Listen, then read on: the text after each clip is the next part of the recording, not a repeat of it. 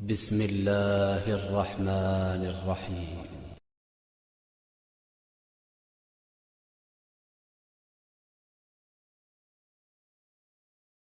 أعوذ بالله من الشيطان اللعين الرجيم. بسم الله الرحمن الرحيم. قال الله تبارك وتعالى في كتابه المجيد: وهو أصدق القائلين وقوله الحق. بسم الله الرحمن الرحيم. واعتصموا بحبل الله جميعا ولا تفرقوا. سب مل کر ذرا اونچی آواز سے، دل کی گہرائیوں سے، قوت کے ساتھ صلوات بھیجیے بر محمد و آل محمد۔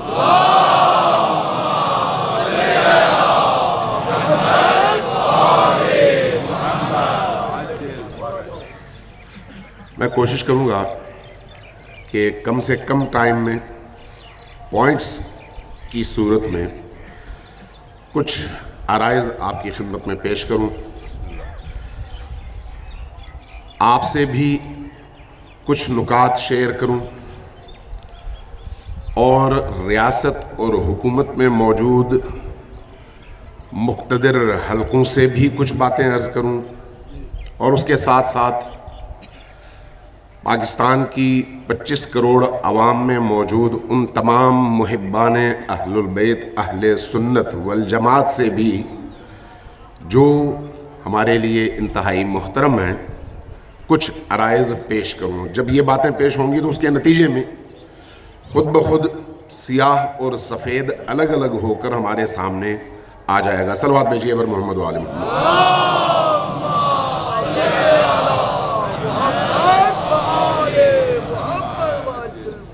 سب سے پہلا نقطہ جس پر توجہ لازم ہے وہ یہ ہے کہ ہم اپنے آپ کو مکتب تشیع کی حیثیت سے اسلام کا کوئی فرقہ نہیں سمجھتے، بلکہ ہم اپنے آپ کو خود اسلام سمجھتے ہیں۔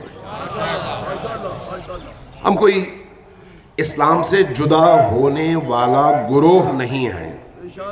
اپنی مرضیوں سے اسلام کی مختلف تعبیریں پیش کر کے ہر دور میں اپنی شناخت الگ الگ پیش کرنے والے گروہوں میں سے ہم نہیں ہیں، اس لیے کہ اللہ تبارک و تعالیٰ کے رسول نے آخری وقت میں جو نصیحت فرمائی، اور اس نصیحت کو اہل سنت اور اہل تشیع دونوں نے نقل کیا ہے، اس کے مطابق دین وہی ہے جو قرآن آپ کو دے اور اہل البیت آپ کو دیں۔ اس اعتبار سے ہم اپنے آپ کو اصل اسلام سمجھتے ہیں۔ اس کا مطلب دوسروں کے اسلام پر حملہ نہیں ہے، یہ ہم اپنا تعارف پیش کر رہے ہیں۔ دوسری بات جو انتہائی اہم ہے، ہم ایک عرصے سے وحدت بین المسلمین کے علمبردار رہے، صرف پاکستان میں نہیں بلکہ پوری دنیا میں۔ یہ جو وحدت اسلامی اور اتحاد بین المسلمین کا نعرہ ہے، بعض لوگوں کو یہ غلط فہمی ہے کہ یہ مصلحت کی وجہ سے اس طرح کی کوئی کوشش ہو رہی ہے، جبکہ یہ کسی مصلحت کی وجہ سے ہرگز نہیں ہے۔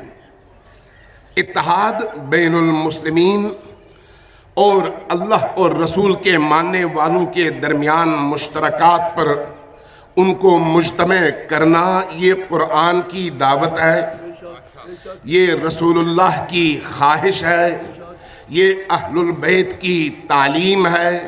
اس لیے اگر کسی کو یہ غلط فہمی ہے تو وہ یہ غلط فہمی دور کر لے کہ ہمیں اپنی تعداد کی کمی کی وجہ سے یہ خوف نہیں ہے کہ ہم اتحاد کے دعوے دار بنیں۔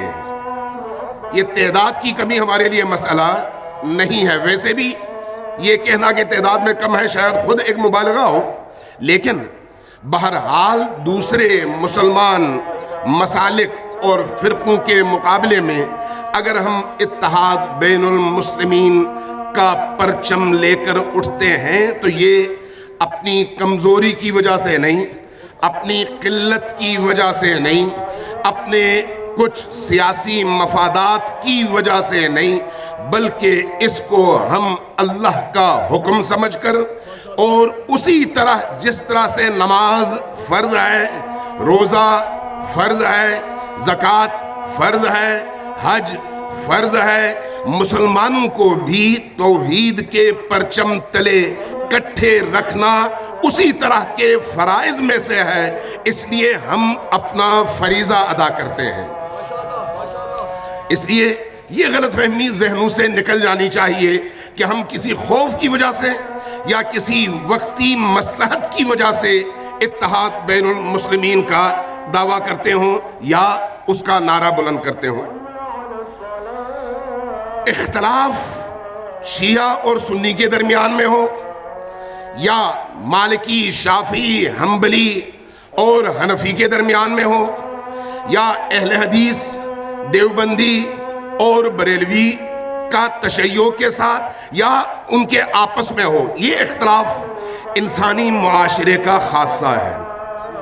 اس اختلاف کو نہ آپ کبھی ختم کر سکتے ہیں اور نہ کبھی اس اختلاف کو نظر انداز کر سکتے ہیں، لیکن عقل کا تقاضا یہ ہے کہ انہی اختلافات کے ساتھ جینے کا سلیقہ سیکھیں، اپنے عقیدے پر قائم رہیں، نہ دوسروں کو چھیڑیں اور نہ اپنا دین چھوڑیں۔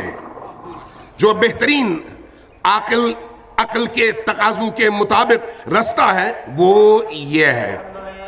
لہذا ہم گزشتہ 1400 سالوں سے اختلافات دیکھ رہے ہیں۔ آج کا مسئلہ نہیں ہے، یہ جو کتابوں میں بہت ساری چیزیں بھری ہوئی ہیں یہ آج کی بات نہیں ہے، یہ 100 سال پہلے کی بات نہیں ہے، یہ 1400 سالوں سے یہ اختلافات چلے آ رہے ہیں، اور انہی اختلافات کے اندر رہتے ہوئے ہم نے مکتب تشیع کی حیثیت سے 250 سالہ عصمت کی زندگی گزاری ہے، اور اس عصمت کی زندگی میں ہمارے پہلے امام سے لے کر آخری امام تک سب نے عامت المسلمین کے ساتھ، کلمہ گو مسلمانوں کے ساتھ اخوت اور بھائی چارے کی فضا میں جینے کا سلیقہ بھی سکھایا ہے اور رہنے کا طریقہ بھی بتایا ہے۔ لہذا ائمہ کی احادیث گواہ ہیں، امام صادق علیہ السلام کی احادیث گواہ ہیں کہ ہمیں انہوں نے نصیحت کیا ہے کہ باقی مسلمانوں کے جنازوں میں شرکت کرو، جماعتوں میں شرکت کرو، ان کی خوشیوں میں شریک ہو جاؤ، ان کے غم میں شریک ہو جاؤ، تاکہ وہ جو اخوت ہے، وہ جو برادری کا تصور ہے، وہ جو ایمانی اور کلمے کا رشتہ ہے وہ کبھی بھی مدھم نہ ہو پائے اور دشمن اس سے استفادہ نہ کر سکے۔ بعض مسائل ہو سکتا ہے بڑے حساس ہوں، جیسے سقیفہ کا مسئلہ حساس ہے، لیکن انہی حساس مسائل کو بھی عقل کے ساتھ، تدبیر کے ساتھ، طریقے کے ساتھ بحث ان پر ہو سکتی ہے، گفتگو اس پر ہو سکتی ہے۔ علم کا دروازہ جو بھی بند کرنا چاہے گا، مباحثے کا دروازہ جو بھی بند کرنا چاہے گا اور اس کی جگہ طاقت کا استعمال شروع کر دے گا، وہ اپنی قبر خود کھو دے گا، اس لیے کہ جس قوم اور جس مکتب کے ہاں عقل کے دروازے بند ہو جائیں، سوچ اور تفکر کے دروازے بند ہو جائیں، علم کے دروازے بند ہو جائیں، پھر جہالت ہی ان کا عقیدہ بنتا ہے، ان کا ایمان بنتا ہے، اور ان کی تباہی کے لیے ان کی جہالت ہی کافی ہوتی ہے۔ اور اس اعتبار سے ہم من حیث مکتب نہ کسی دور میں علمی مباحثوں سے پیچھے ہٹے اور نہ کبھی ہم نے حدود سے تجاوز کیا، اور یہی ہمارا ایمان بھی ہے، ہمارا تاریخی اسلوب اور ہماری روایت بھی ہے۔ آج بھی ہم اس پر قائم ہیں اور تا قیام قیامت اس پر ہم قائم رہیں گے۔ ایک بات جو انتہائی اہم ہے وہ یہ ہے کہ کچھ مسائل اختلافی ہیں، ان اختلافی مسائل کا انکار نہیں کیا جا سکتا، لیکن میں اپنے عقیدے کے مطابق جینے کو اپنا ایمان سمجھتا ہوں، لیکن اس کا تقاضا یہ نہیں ہے کہ میں دوسروں کی توہین کروں یا تکفیر کروں۔ لہذا میں توہین اور تکفیر کیے بغیر بھی اپنے عقیدے کے مطابق نہ صرف جی سکتا ہوں بلکہ آئین بھی، قانون بھی، شریعت اور دین بھی اور فطرت انسانی بھی مجھے اجازت دیتی ہے کہ میں انسانی معاشرے میں آزادی کے ساتھ اپنے عقائد اور اپنی سوچ کے ساتھ جی بھی سکوں اور دوسروں تک اپنا پیغام پہنچا بھی سکوں۔ یہ میرا بنیادی حق ہے۔ ہماری مشکل کہاں سے شروع ہوتی ہے؟ طول تاریخ میں یہ مسائل رہے، لیکن کبھی تلواروں کا استعمال ان مسائل کی وجہ سے نہیں ہوا، کبھی دھماکے ان مسائل کی وجہ سے نہیں ہوئے، سیاسی وجوہات کی بنیاد پر کیوں نہیں، بے شک اور بڑی جنگیں ہوئیں، وہ صحابہ کرام کے درمیان بھی ہوئیں، تابعین نے بھی جنگیں لڑیں، صحابہ کرام نے، میں اگر لاکھوں کہوں کسی کو حیرت ہوگی، لیکن ہزاروں میں تو کوئی شک نہیں ہے کہ ایک دوسرے کو قتل کیا، ایک دوسرے کو مارا، ایک دوسرے کو تباہ کیا، نسلیں برباد کی، وہ صحابہ کرام ہی تھے۔ اب اگر کوئی یہ کہے کہ مشاجرات صحابہ پر ہمیں گفتگو نہیں کرنی چاہیے تو وہ اپنے اس عقیدے پر کاربند رہے، ہمارا یہ عقیدہ نہیں ہے۔ جس طرح سے قرآن کریم نے گزشتہ تمام امتوں میں انبیاء اور ان کے حواریوں اور ان کے مقابلے میں کھڑے ہونے والے لوگوں اور خود انبیاء کی رحلت کے بعد ان کی امت کے درمیان پیدا ہونے والے بگاڑ اور اس بگاڑ میں انہی انبیاء کے ساتھیوں کے کردار کو قرآن نے جا بجا بیان کیا ہے۔ میرے لیے قرآن حجت ہے۔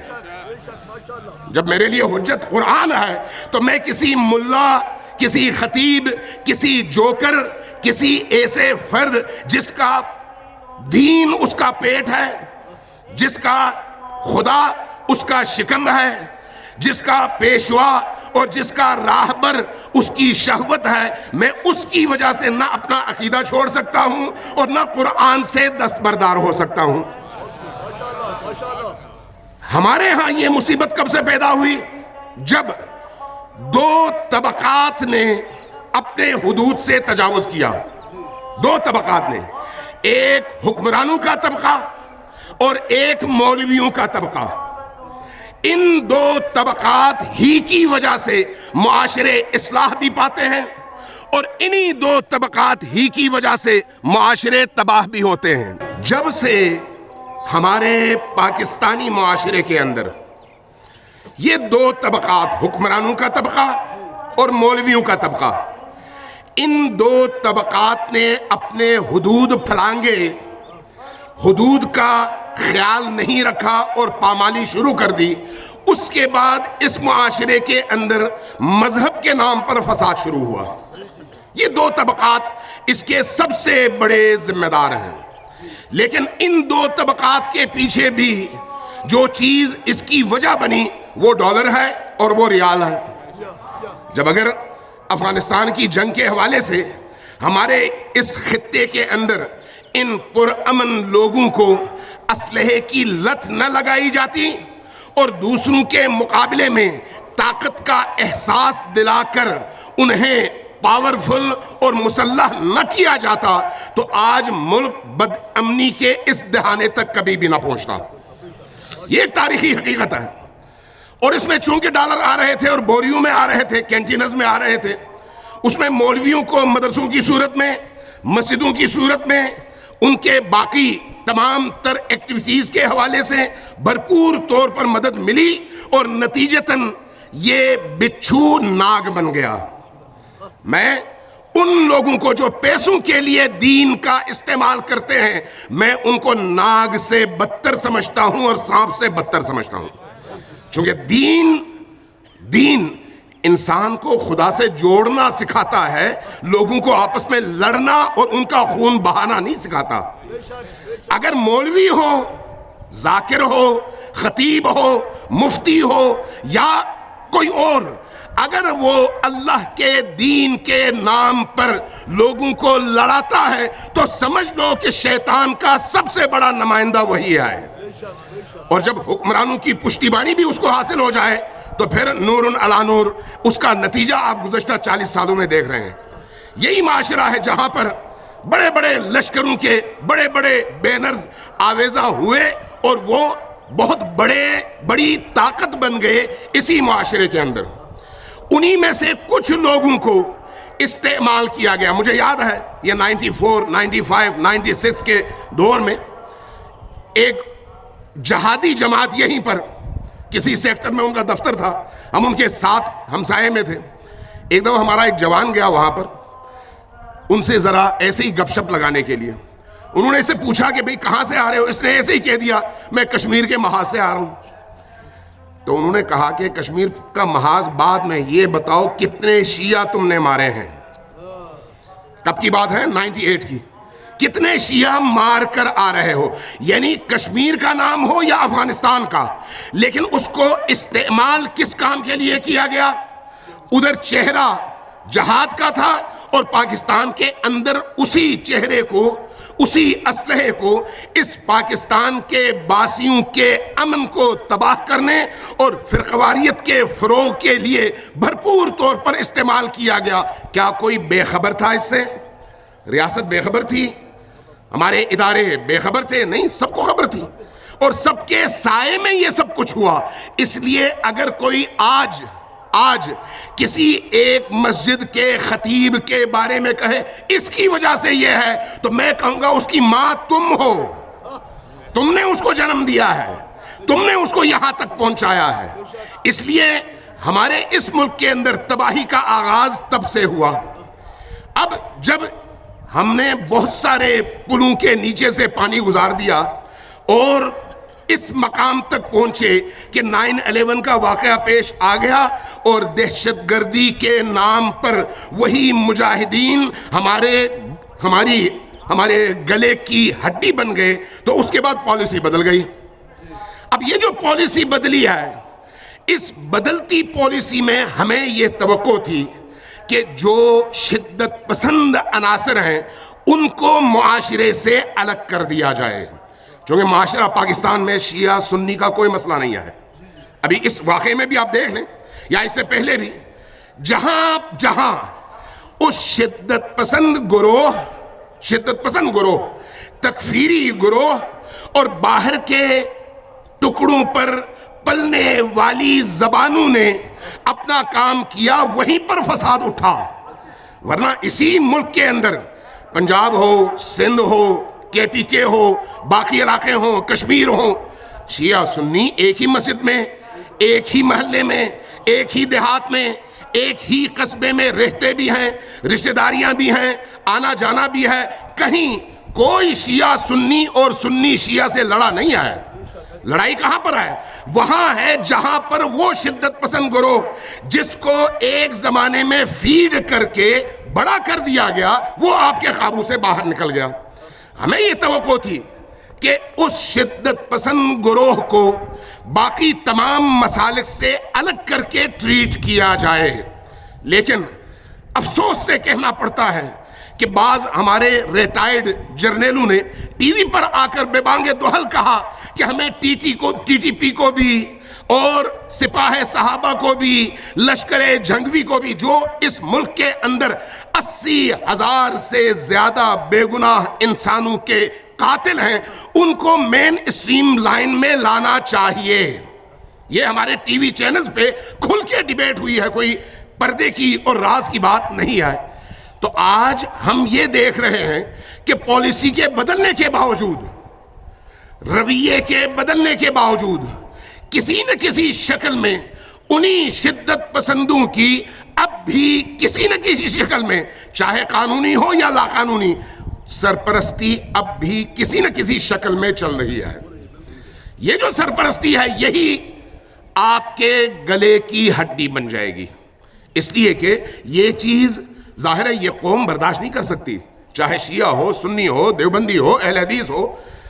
ہمارے ہاں اس وقت خود اہل حدیث کے اندر, دیوبندیوں کے اندر, بریلیوں کے اندر بہت ہی امن ہے, بہت ہی بھائی چارہ ہے، ایک دوسرے کے لیے نرم جذبات ہیں، ایک دوسرے کو گلے سے لگانے کے لیے تیار ہیں۔ اگر تکفیری عناصر کی بیخ کنی نہ کی جائے تو یہ فساد بڑھے گا، اور اگر ان کو کنٹرول کیا جائے تو باقی یہ جو پاکستان کے 25 کروڑ کے لگ بھگ عوام ہیں، ان کے درمیان نہ مسلک کا کوئی مسئلہ ہے، نہ عقیدے کا کوئی جھگڑا ہے، نہ فرقواریت کا کوئی مسئلہ ہے۔ ہر ایک اپنے عقیدے کے مطابق اپنی مسجد میں، اپنی امام بارگاہ میں، اپنے مدرسے میں انجام دے رہا ہے اپنے فرائض۔ کسی کو کسی اور سے سروکار نہیں ہے۔ یہ سروکار تب شروع ہوتا ہے جب کوئی بھی گروہ اپنی حدوں سے پاؤں باہر نکالنے کی کوشش کرتا ہے۔ اب ذرا غور سے سنیے میں کیا کہنا چاہ رہا ہوں۔ اس معاشرے کے اندر ایک عنوان اٹھایا گیا، توہین توہین توہین توہین، کہ بھئی شیعہ توہین کرتے ہیں۔ کس کی توہین کرتے ہیں؟ صحابہ کرام کی توہین کرتے ہیں۔ اب اگر صحابہ کرام کی شیعہ توہین کرتے ہیں تو جن صحابہ کرام کے قدموں کی خاک کو شیعہ اپنی آنکھوں کا سرما سمجھتے ہیں، کیا ان کو آپ صحابی نہیں کہتے؟ وہ صحابی نہیں ہیں۔ تو اس کا مطلب ہے شیعہ صحابی کا نہ منکر ہے نہ ہی توہین کرتا ہے۔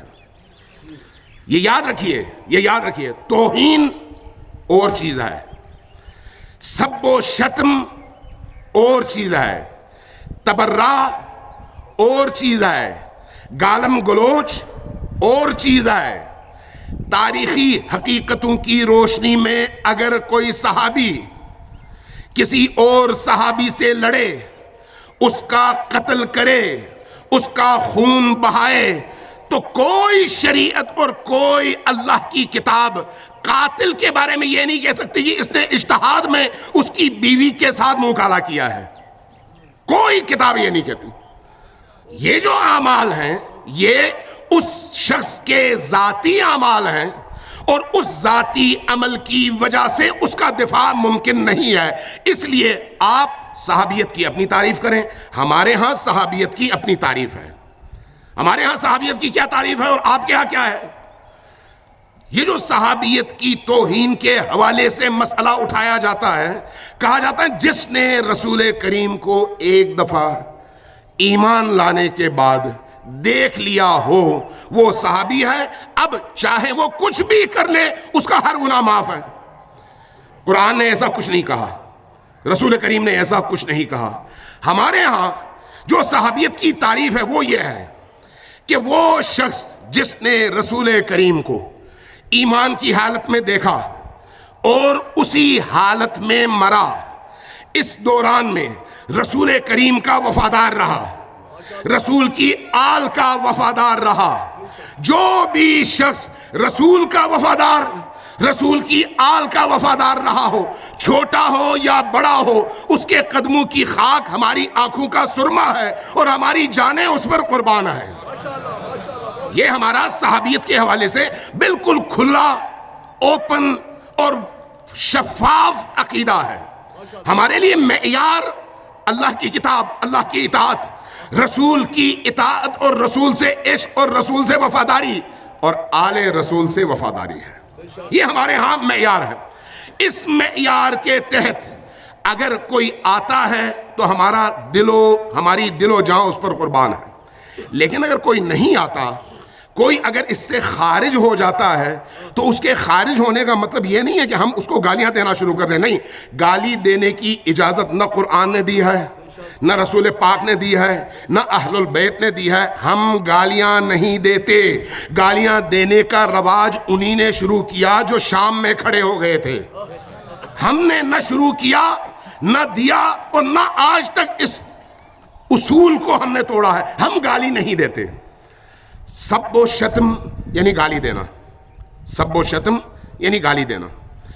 تبرہ کو بعض اوقات لوگ کہتے ہیں یہ گالی ہے، لیکن تبرہ گالی نہیں ہے۔ تبرہ کا کیا مطلب ہے؟ تبرہ یعنی اظہار براءت، اظہار لا تعلقی۔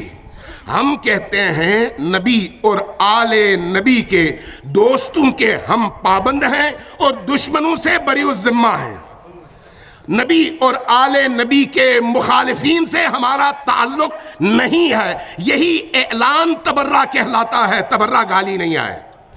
اس لیے یہ بات آپ میں سے بھی ہر فرد ذہن میں رکھے کہ تبرہ گالی نہیں ہے، تبرہ محمد و آل محمد کے مخالفین اور دشمنوں سے لا تعلقی اور براءت کا اظہار ہے کہ ہم ان کے ساتھ نہیں ہیں، ہم ان کے ساتھ ہیں، ان کے مقابلے میں جو بھی کھڑا ہو ہم اس کے ساتھ نہیں ہیں. یہ ہے تبرہ. اگر یہ توہین ہے تو پھر قرآن کو پکڑو، اگر یہ توہین ہے تو اپنے کلمہ طیبہ کو پکڑو، چونکہ لا الہ الا اللہ میں خود تولا بھی ہے اور تبرہ بھی ہے. جب آپ کہتے ہیں لا الہ تو آپ تبرہ کرتے ہیں، الا اللہ میں تولا کرتے ہیں. تبرہ اور تولا کا آغاز آپ کے کلمہ طیبہ سے ہوتا ہے کہ ہم اس کو نہیں مانتے، اس کو مانتے ہیں. یہی تولا ہے اور یہی تبرہ ہے. لہٰذا یہ توہین نہیں ہے. اب دوسری بات، یہ جو بات بات پر کہا جاتا ہے یہ توہین ہوئی، یہ توہین ہوئی، مجھے حیرت ہوتی ہے، توہین کیا حضرت ابو طالب کی نہیں ہوتی؟ کیا توہین جب آپ امیر المؤمنین کو چوتھا خلیفہ کہتے ہیں پہلے کے مقابلے میں، اگر پہلے کے مقابلے میں چوتھے خلیفہ کو، جو آپ کے خیال میں چوتھا ہے، اس کو پہلا کہنے سے توہین ہوتی ہے، تو پھر اس پہلے کو بھی جس کو آپ پہلا مانتے ہیں اگر ہم کہیں کہ نہیں اس کی جگہ علی پہلا ہے تو اس کو آپ تبرہ کریں، اس کو آپ توہین کہیں گے. یہ توہین نہیں ہے. توہین ہر وہ چیز جس سے دوسروں کی تحقیر ہو، دل آزاری ہو، جس سے دوسروں کو تکلیف ہو، اگر وہ منطقی ہے، اگر وہ اصول کی بنیاد پر ہے، اگر وہ کسی ضابطے کی بنیاد پر ہے تو اس سے اجتناب کرنا ضروری ہے. ہمارے فقہا کے فتاویٰ اس حوالے سے بڑے پڑے ہیں، اس میں کوئی دوسری رائے نہیں ہے اور ہم اپنے فقہا کے پابند ہیں ان معاملات میں. جو نقطہ اہم ہے وہ یہ ہے کہ توہین کے عنوان سے آپ ایک بم ہاتھ میں لے کر جہاں جہاں چاہیں وہاں پر نصب کر دیں، بٹن دبا دیں، تباہی مچا دیں. اس بات کی اجازت نہ آپ کو ریاست کو دینی چاہیے، نہ اہل تشیع اس بات کی آپ کو اجازت دے سکتے ہیں. توہین کے عنوان سے اپنی ہر غلط بات مسلط کرنا یہ کسی بھی صورت میں قابل تحمل نہیں ہے، کسی بھی صورت میں قابل تحمل نہیں ہے.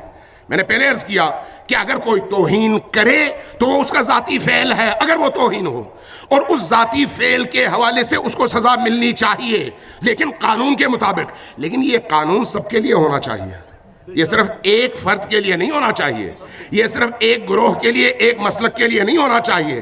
اب ذرا غور کیجئے، توہین کس کو کہتے ہیں؟ سلمان رشدی نے کتاب لکھی، قیام پاکستان سے پہلے رنگیلا رسول لکھا گیا. بنگلہ دیش میں تسلیمہ نسرین نے کتاب لکھی. یہ کتابیں کہاں سے لکھی؟ کسی انگریز نے لکھی؟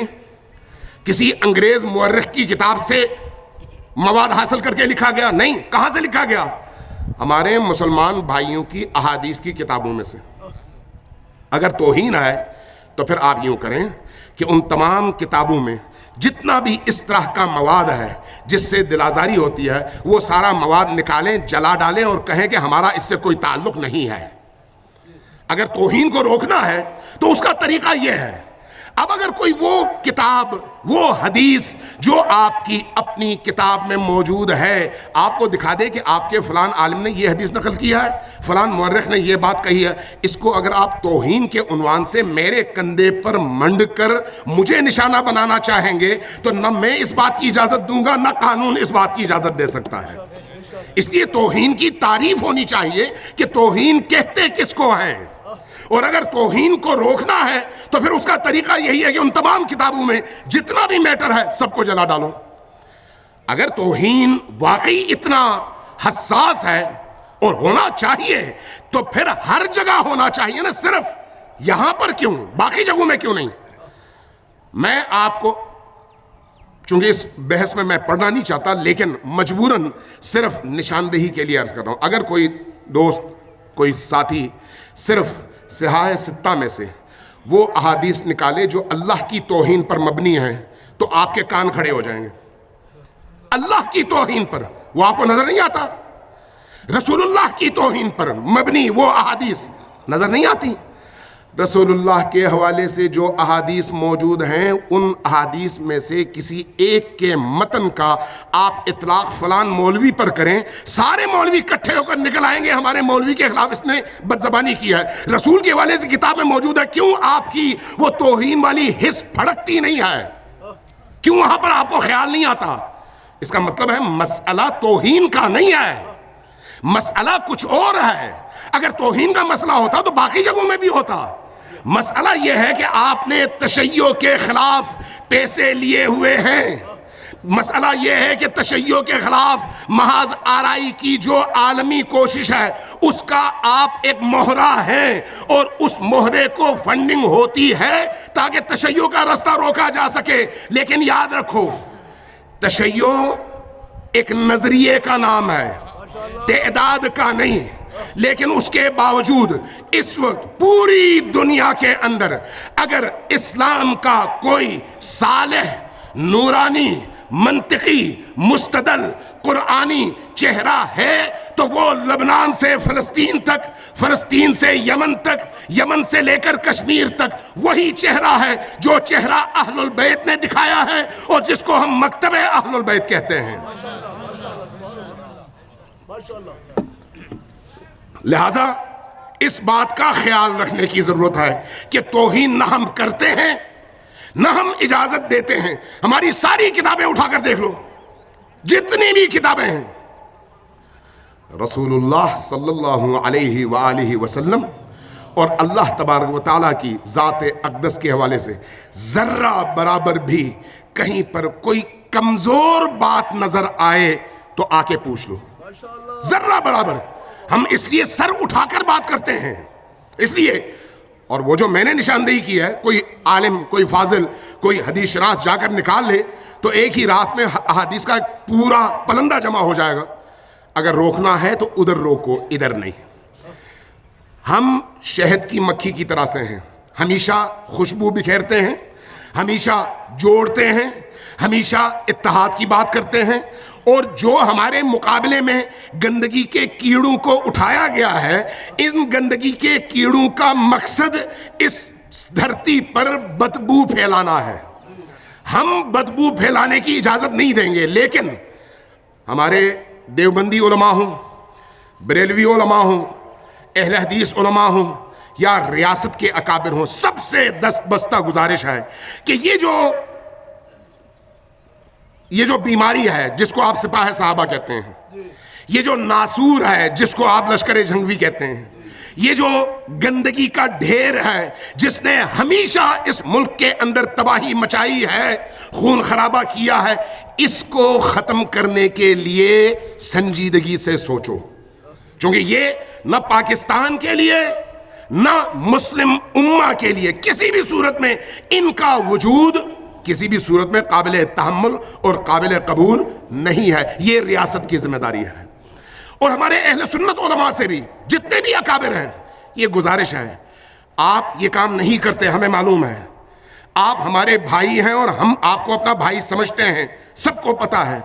लेकिन कभी ना कभी, कहीं ना कहीं आपका शेल्टर वो इस्तेमाल जरूर करते हैं और अपने आप पर अहले सुन्नत का लेबल लगाकर अहले सुन्नत की बदनामी का बाइस बनते हैं। आप इस बदनामी के दरवाजे को रोकें, ये आपका काम है, ये आपकी जिम्मेदारी है। इसी तरह से उलमा के साथ साथ माशरे के दीगर तबकात भी, आप हजरात जो सुन रहे हैं, ये भी अपने दफ्तरों में जाकर, अपने कारोबारी मराकज़ में जाकर अपने साथी जो आपके इर्द गिर्द अहले सुन्नत के मुख्तलिफ तबकात के लोग हैं, उनको ये बात समझाएं कि ये जो नासूर है, इस नासूर को सोशल बाइकाट के जरिए से भी रोकने की जरूरत है और हुकूमती कानून की रिट के जरिए से भी रोकने की जरूरत है। जब तक इनको रोका नहीं जाएगा, इस तरह के फसादात होते रहेंगे। मैं 2-3 बातें मजीद अर्ज करके अपनी गुफ्तगू खत्म करता हूं। 2-3 बातें। पहली बात तो यह है कि FIRों की एक सीरीज है हमारे खिलाफ, जिसको जहां मौका मिला फौरन उसने कानून के नाम पर कानून का गलत इस्तेमाल करना शुरू कर दिया। 295A اس کی FIR کاٹی گئی ابھی اس واقعے میں. سوال یہ ہے کہ کیا قانون آپ کو اس بات کی اجازت دیتا تھا؟ یہ پولیس والوں سے خطاب ہے. کیا قانون آپ کو اس بات کی اجازت دیتا تھا کہ آپ یہ والی FIR کاٹیں؟ خود قانون کی 196 CRPC یہ قانون کی ایک شق ہے. اسی کے تحت اگر کسی پر الزام ہو اور اس الزام کے تحت FIR کاٹنی ہو تو یا صوبائی حکومت باقاعدہ اجازت دے گی یا مرکزی حکومت باقاعدہ اجازت دے گی, تب جا کر آپ 295A کی FIR کاٹ سکتے ہیں. آپ نے اجازت لیے بغیر کیسے کاٹ لی؟ خود یہ ایک بہت بڑا سوال ہے کہ آپ نے کس قانون کے تحت FIR کاٹی. جو آپ نے FIR کاٹی ہے یہ خود جرم ہے. اب آپ کے خلاف FIR بنتی ہے.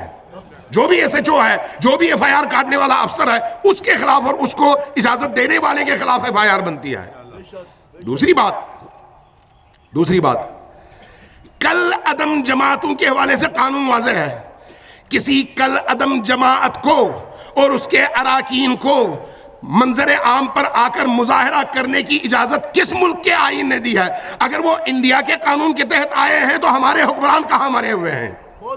اور اگر ہمارے حکمران کسی قانون کے پابند ہیں تو یہاں پر ان کو یہ قانون شکنی نظر کیوں نہیں آتی؟ کیوں نہیں نظر آتی؟